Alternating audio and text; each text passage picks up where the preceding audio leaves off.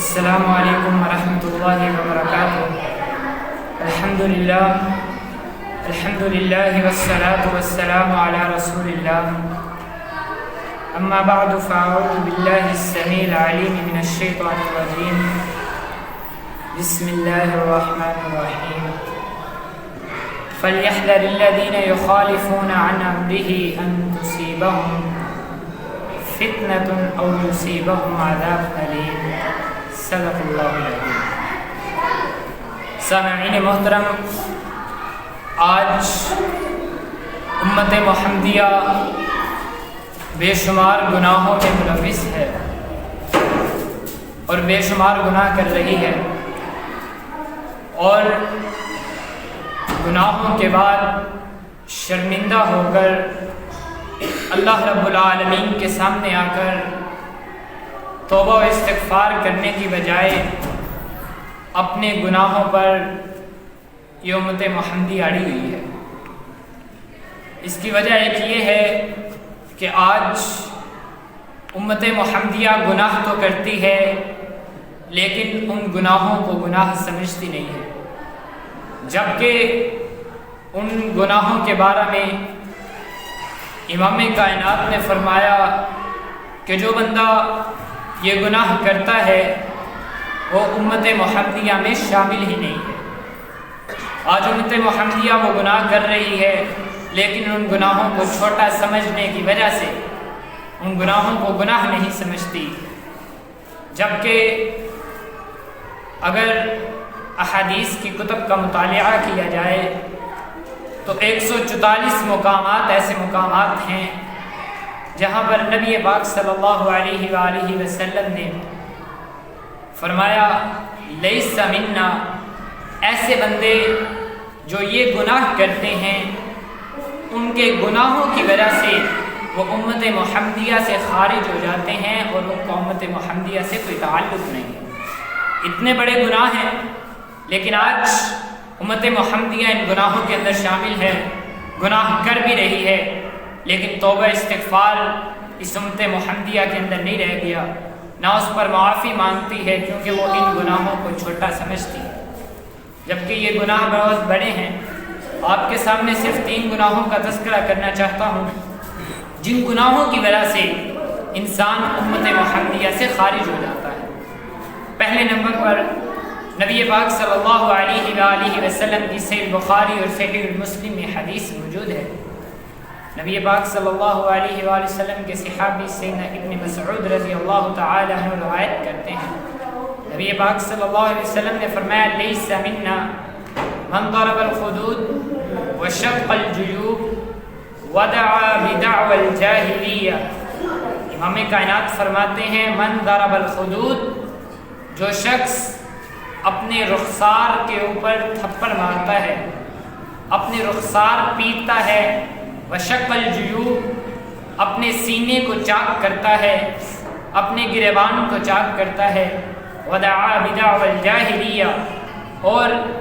جہالیت والے وہ جو جہالت میں لوگ بول بولا کرتے تھے ان جیسے بول بولتا ہے اور جاہلوں کی طرح اپنی زبان سے کلمے ادا کرتا ہے، امام کائنات فرماتے ہیں لیس منا، ایسے بندے کے ساتھ ہمارا کوئی تعلق نہیں ہے۔ لیکن یاد رکھیے گا آج یہ گناہ بہت زیادہ عام ہو چکا ہے۔ عورتیں اللہ رب العالمین کی طرف سے کوئی غم آ گیا ہے، کوئی مصیبت آ گئی ہے، عورتیں اس گناہ میں پیش ہوا کرتی ہیں، اس گناہ میں آگے ہوا کرتی ہیں۔ عورتیں اپنے رخسار بھی پیٹتی ہیں، اپنے گریبان کو چاک بھی کرتی ہیں اور وہ سمجھتی بھی ہیں کہ ہم امت محمدیہ میں شامل بھی ہیں۔ تو یاد رکھیے گا جو انسان اس طرح غم کی حالت میں، مصیبت کی حالت میں اپنے رخسار پیٹتا ہے، امام کائنات نے فرمایا لیس منا، ایسے بندے کے ساتھ ہمارا کوئی تعلق نہیں ہے۔ یاد رکھیے گا امام کائنات کی بڑی ہی پیاری حدیث ہے، امام کائنات نے فرمایا جو مومن ہوا کرتا ہے نا اس کا معاملہ بڑا عجیب ہوا کرتا ہے، جب وہ مصیبت کی حالت میں ہوا کرتا ہے پھر بھی اللہ رب العالمین کو یاد کر کے صبر کیا کرتا ہے، اور یہی مومن جب مصیبت اس کے اوپر آتی ہے، غم کے پہاڑ اس کے اوپر ٹوٹا کرتے ہیں، یہی مومن اس وقت میں اللہ رب العالمین کی طرف سے جو یہ غم اور مصیبت آئی ہے صبر کرتا ہے اور خوشی کی حالت میں وہ اللہ رب العالمین کا شکر ادا کیا کرتا ہے۔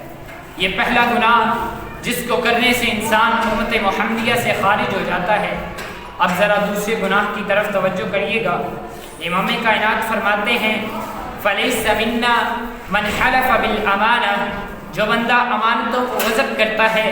لوگوں کی امانتیں کھا جایا کرتا ہے، امام کائنات فرماتے ہیں فَلَيْسَ مِنَّا، ایسے بندے کے ساتھ ہمارا کوئی تعلق نہیں ہے۔ آج معاشرے میں امانتوں کو غصب کیا جاتا ہے۔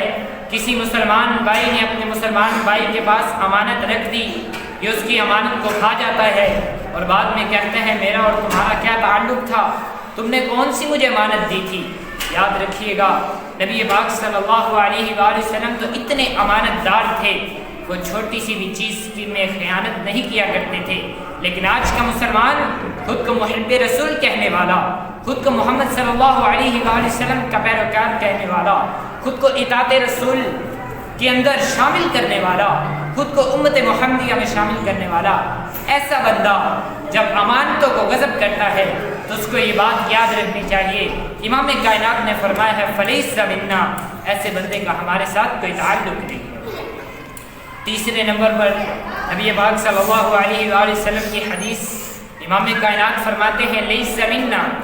مَن لَّمْ يَرْحَمْ صَغِيرَنَا وَلَمْ يُؤَثِّرْ كَبِيرَنَا، ایک حدیث کے الفاظ ہیں وَلَمْ يَعْرِفْ حَقَّ كَبِيرَنَا۔ امام کائنات فرماتے ہیں جو بندہ اپنے چھوٹوں پر شفقت نہیں کرتا، اپنے چھوٹوں پر شفقت والا سلوک نہیں کرتا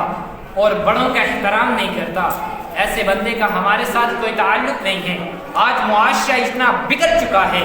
آج ہم نے اپنی جو اولاد لوگوں کی ہے انہوں نے اپنی اولاد کی تربیت ہی ایسی کر دی ہے، ان کے اندر حسن سلوک اور ادب والی کوئی چیز نہیں رہ گئی، نہ بڑوں کا احترام ہے نہ چھوٹوں پر شفقت ہے۔ یاد رکھیے گا جو بڑوں کا احترام نہیں کرتا، چھوٹوں پر شفقت نہیں کرتا،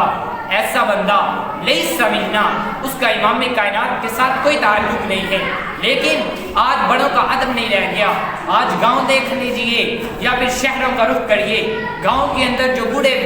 لوگ ہوا کرتے ہیں ان کا احترام نہیں رہ گیا، چھوٹے بھی ان کا مذاق اڑاتے ہیں، چھوٹے بھی ان کو برے القاب کے ساتھ پکارتے ہیں، اور جو بڑے ہیں وہ بھی چھوٹوں پر شفقت نہیں کرتے۔ یاد رکھیے گا اگر آپ خود کو امت محمدیہ میں شامل کرتے ہیں، خود کو مسلمان سمجھتے ہیں، تو ہمارے لیے یہ بات لازمی ہے کہ ہم بڑوں کا احترام کریں، اپنے چھوٹوں پر شفقت کریں، اور ہمیں چاہیے کہ ہم اپنے بچوں کو بڑوں پر احترام کرنا، بڑوں کا احترام کرنا، بڑا گزر رہا ہے اس کو سلام کرنا سکھائیں، اور اگر کوئی چھوٹا ہے تو بڑے کو چاہیے چھوٹا سلام نہیں کرتا، شفقت کے ساتھ، حسن سلوک کے ساتھ، پیار کے ساتھ اسے سلام کرنا سکھلائے۔ لیکن آج ہمارے اندر یہ باتیں نہیں رہ گی۔ یاد رکھیے گا یہ 3 گناہ جو میں نے آج آپ کے سامنے رکھے ہیں، پہلے نمبر پر جو مصیبت کے وقت صبر نہیں کرتا اور اپنے رخسار پیٹتا ہے، اپنے گریبان کو چاک کرتا ہے اور جہالیت والے بولتا ہے، ایسے بندے کے بارے میں امام کائنات نے فرمایا لیس منا، اس کا ہمارے ساتھ کوئی تعلق نہیں ہے۔ دوسرے نمبر پر جو امانتوں کو غصب کرتا ہے اس بندے کا بھی ہمارے ساتھ امام کائنات نے فرمایا کوئی تعلق نہیں ہے۔ تیسرے نمبر پر امام کائنات نے فرمایا جو چھوٹوں پر شفقت نہیں کرتا اور بڑوں کا احترام نہیں کرتا، ایسے بندے کا ہمارے ساتھ کوئی تعلق نہیں ہے۔ دعا کریے اللہ رب العالمین ہمیں ان تینوں گناہوں سے بچنے کی توفیق عطا فرمائے، اور اللہ رب العالمین ہمیں اپنے بچوں کی تربیت ایسے کرنے کی توفیق عطا فرمائے کہ وہ بڑوں کو دیکھیں تو احترام کے ساتھ ان کے سامنے جا کر سلام کریں، اور بڑا جب کسی چھوٹے کو برا کام کرتے دیکھے تو چاہیے کہ حسن سلوک کے ساتھ، پیار کے ساتھ، شفقت کے ساتھ اسے اس گناہ سے روکے۔ انشاءاللہ جب ہم ان گناہوں سے بچیں گے انشاءاللہ امت محمدیہ میں ہمارا رہنا حق ہوگا اور ہم امت محمدیہ سے خارج نہیں ہوں گے۔ اقول قولی ھذا واستغفر اللہ لی ولکم ولسائر المسلمین وآخر دعوانا الحمد للہ۔